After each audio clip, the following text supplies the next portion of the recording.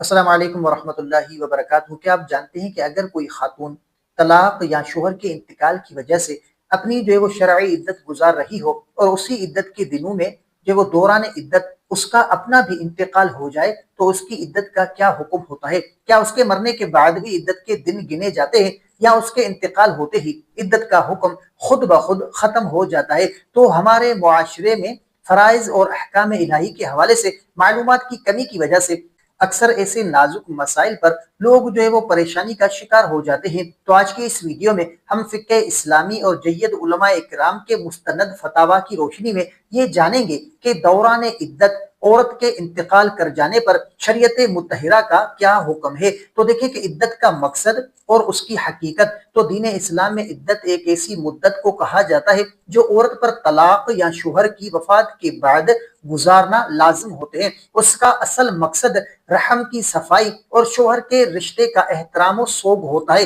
یہ ایک ایسی شرعی ذمہ داری ہے جو صرف اور صرف زندہ عورت پر لاگو ہوتی ہے تاکہ وہ اس مدت کے دوران نہ تو گھر سے باہر بے پردہ نکلے اور نہ ہی کسی دوسرے مرد سے نکاح کا پیغام قبول کرے۔ اس نازک شرعی مسئلے کو صحیح طرح سمجھنے کے لیے ہمیں ان تین اہم پہلو کا جاننا بہت ضروری ہے۔ تو سب سے پہلا پہلو کہ انتقال ہوتے ہی عدت کا ختم ہو جانا۔ تو فقہ اسلامی کا یہ جو متفقہ اور واضح اصول ہے کہ عدت کے احکامات صرف اس وقت تک ہیں جب تک عورت حیات ہے۔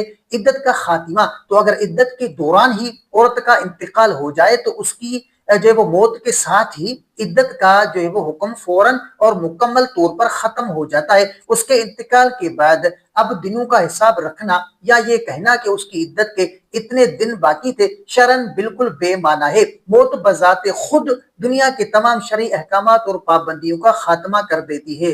اور دوسرا پہلو کہ غسل، کفن اور جنازے کا حکم تو جب عورت کا انتقال ہو گیا اور عدت ختم ہو گئی تو اب اس کے بعد کے تمام معاملات عام مسلمان میت کی طرح ہوں گے۔ عام غسل و تدفین، اس خاتون کو شرعی طریقے کے مطابق غسل دیا جائے گا، عورتوں کا مسنون کفن پہنایا جائے گا اور اس کی نماز جنازہ پڑھ کر اسے قبرستان میں دفن کیا جائے گا۔ تو عدت کے دوران مرنے کی وجہ سے اس کے غسل یا کفن کے طریقے میں شریعت نے کوئی تبدیلی یا الگ حکم نہیں رکھا بلکہ وہ ایک عام پاکیزہ مسلمان میت کی طرح ہی رخصت جو ہے وہ کی جائے گی۔ اور تیسرا پہلو کہ وراثت، تو دیکھیں کہ وراثت کا شرعی حکم تو دوران عدت انتقال کرنے والی خاتون کے مال اور وراثت کا معاملہ اس بات پر منحصر ہوتا ہے کہ وہ کس قسم کی عدت گزار رہی تھی۔ شوہر کی وفات کی عدت وفات، اگر شوہر کا انتقال پہلے ہوا تھا اور عورت اس کی جو ہے وہ عدت کے دوران مری تو وہ عورت اپنے شوہر کے مال میں سے شرعی حصے وراثت کی حقدار ہو چکی تھی۔ اب جب اس کا بھی انتقال ہو گیا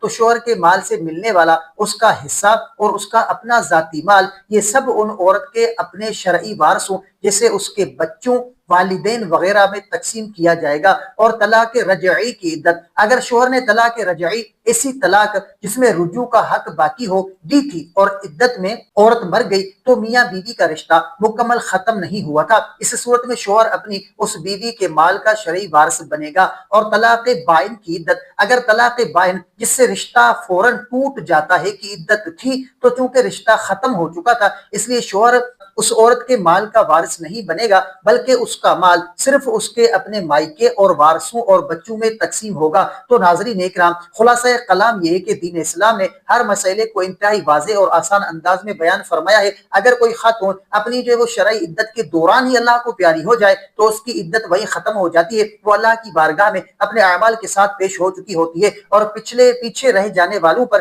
اب یہ جو ہے وہ صرف یہ لازم ہے کہ وہ اس کے غسل جو تدفین کا انتظام کریں اور اس کی مغفرت کے لیے کثرت سے دعا کریں۔ تو امید ہے کہ دوران جو وہ عدت انتقال کرنے والی عورت کے شرعی حکم پر مبنی یہ معلوماتی اور تفصیلی ویڈیو آپ کو ضرور پسند آئی ہوگی۔ اگر یہ ویڈیو آپ کو اچھی لگی ہو تو ویڈیو کو لائک کریں، چینل پر نئے ہیں تو سبسکرائب ضرور کریں۔ اگر آپ کا کوئی ایسا سوال ہے جس کا آپ جواب جاننا چاہتے ہیں یا آپ نے کوئی ایسا خواب دیکھا ہے جس کی آپ تعبیر جاننا چاہتے ہیں تو کمنٹ کر سکتے ہیں، انشاءاللہ آپ کو آپ کے سوال کا جواب اور آپ کے خواب کی تعبیر اسلامی تعلیمات کے مطابق آپ کو فراہم کی جائے گی۔ تو ملتے ہیں اگلی ویڈیو میں، تب تک کے لیے اپنا بہت سارا خیال رکھیں اور ہمیں اپنی دعاؤں میں یاد رکھیں۔ السلام علیکم ورحمۃ اللہ وبرکاتہ۔